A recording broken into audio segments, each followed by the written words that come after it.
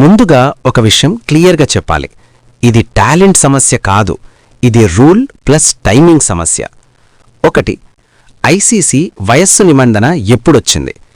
ICC చిన్నపిల్లల భద్రత లేదా ప్లేయర్ ప్రొటెక్షన్ కోసం 2010 తర్వాత అంతర్జాతీయ క్రికెట్లో వయస్సు మార్గదర్శకాలను ప్రవేశపెట్టింది. అవి 2019 తర్వాత మరింత కఠినంగా అమల్లోకి వచ్చాయి. ఫలితం 15 సంవత్సరాలు పూర్తయ్యాకే అంతర్జాతీయ క్రికెట్ ఆడాలి అన్నది ప్రస్తుతం అమల్లో ఉన్న స్టాండర్డ్ రూల్. మార్చ్ 27, 2026న 15 ఏళ్లు పూర్తి చేస్తాడు. అంతవరకు అతను ఆటోమేటిక్గా అర్హుడు కాదు. 2. ఎక్సెప్షన్ అవకాశం ఉందా? ఉంది, కానీ అది సోషల్ మీడియా హైప్తో రాదు.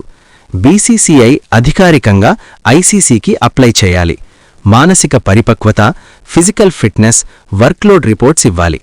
అంతర్జాతీయ మ్యాచ్ ప్రెషర్ను హ్యాండిల్ చేయగలడని నిరూపించాలి. ఇవన్నీ టైం తీసుకునే ప్రాసెస్. ఇప్పటివరకు అలా జరగలేదు. 3. ఇండియా టీంలో చోటు లేదనేది అసలు నిజం. ఇది కూడా ఒక ఫ్యాక్టర్. ప్రస్తుత టాప్ ఆర్డర్లో మరియు లాంటి సెటిల్ అయిన ప్లేయర్లు ఉన్నారు. 14 ఏళ్ల కుర్రాన్ని నేరుగా అక్కడ నెట్టడం డెవలప్మెంట్కు రిస్క్.